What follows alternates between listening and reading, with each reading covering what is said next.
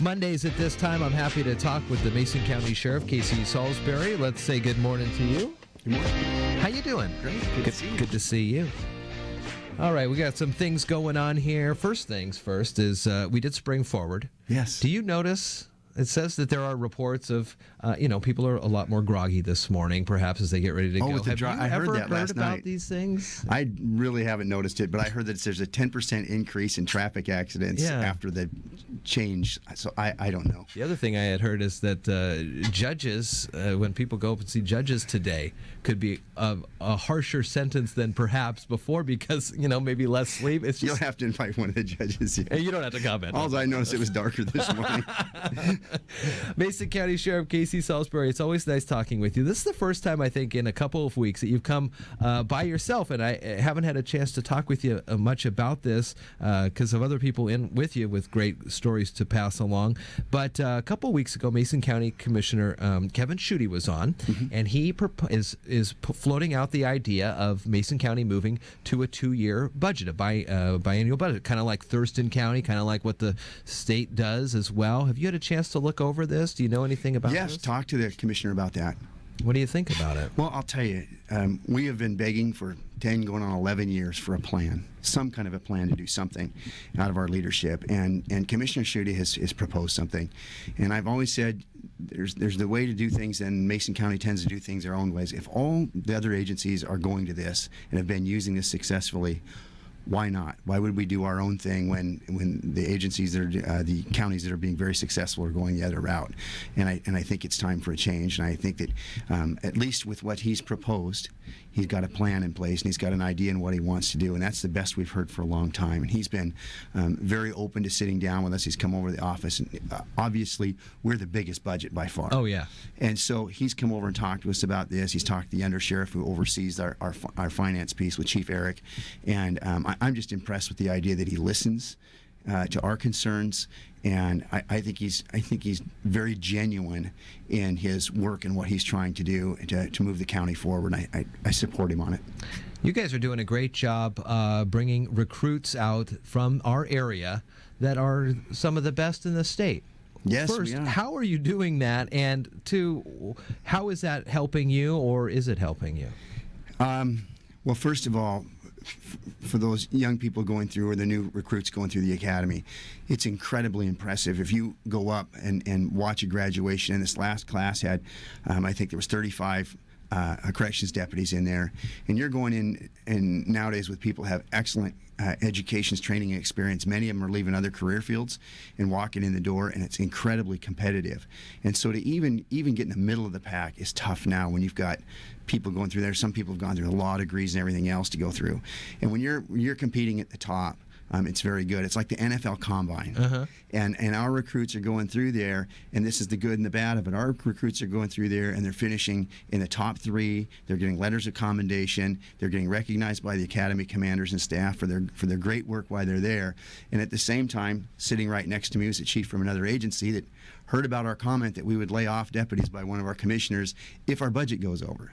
So he hands me his business cards and says, "I'll take them today. I'll sign them right now today because they're finishing that high in the class." And so you've got all the other chiefs and sheriffs in the state standing at the door handing out business cards saying you can come to work for us with no veiled threat of being laid off because you're going to go do your job. So that's tough. But taking a look at this, I know that I was here a few weeks ago, and I talked to you about, I'm going to look down my list real quick. Deputy Sparrow came out number 2. When you go up to the academy, they're talking about tenths of points between people. One question, a tiny bit of an answer different, and somebody beats you by a tenth of a point. It's that tight.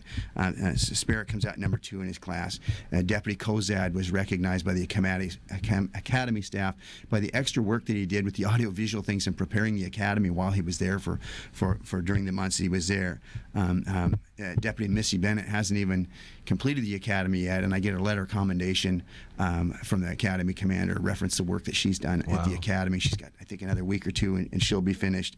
We went up last week, and Corrections Deputy Wilder and Corrections Deputy Potts, they're recognized in their class among their peers for the outstanding. They work and extra effort that they put in the academy to help the academy staff.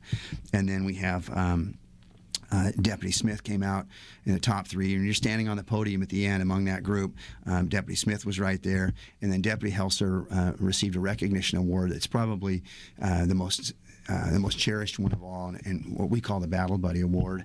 Deputy Helser was picked among his peers as if it's the worst circumstance there is out there, who would you want with you out of the class? Wow. And his peers picked him as the guy. That is. And so that's like the highest award you can get out of there. And so each recruiting class that we've had go up there, our folks are coming out in the very, very top in the state, among the whole state. Wow. Seattle, Spokane, Tacoma, all of them. And it's wonderful for us. They're doing a great job. What else is going on in the sheriff's office? Oh, gosh, we're just staying so busy with things, you know. The things that are coming up that are really be neat, we keep talking about the Special Olympics. Yeah. We're going to be sponsoring that. And to me, that's just the kind of work that you need to be doing in the community, aside from your regular part of your day, is going into a program like that and helping others in the community. So we're getting scheduled. We have a meeting, I believe it's today or tomorrow, with the Special Olympics state staff again about our route for the Special Olympics, where it's going to come through Mason County. We're going to have one of our law enforcement breakfasts is going to host the Special Olympians to come join us for that breakfast in support of that.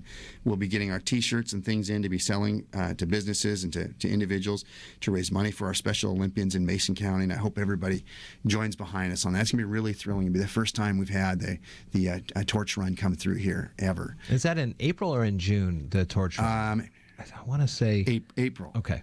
April. And so that'll be a neat thing, yeah. And then the other thing that is maybe a little bit of interest, and again, it's one of our law enforcement breakfast series that I run for law enforcement.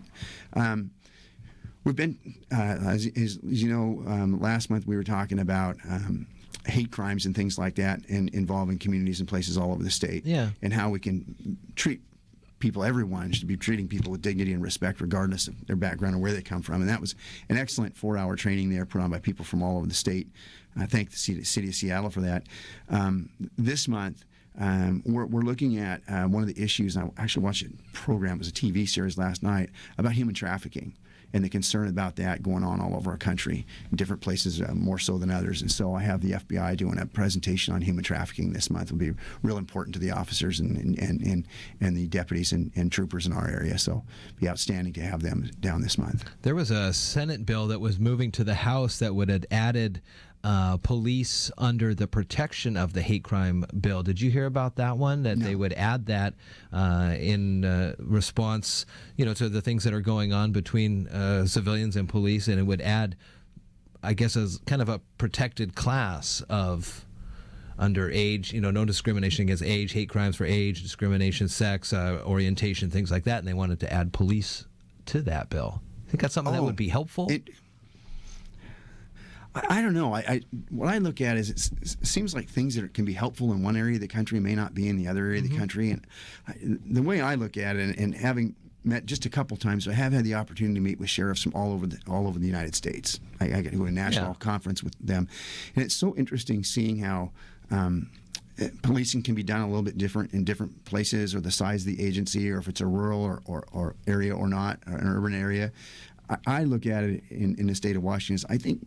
I think overall we're very fortunate in the state of Washington that I think most of the agencies in the state and work very, very hard with their communities to be closer to their communities. I'm not saying it's always perfect, but I think in the state of Washington we have pretty good relationships with our communities. And as you know, we did some training on that too as a Citizens Trust Committee that I'm on, working very hard to bring those things together.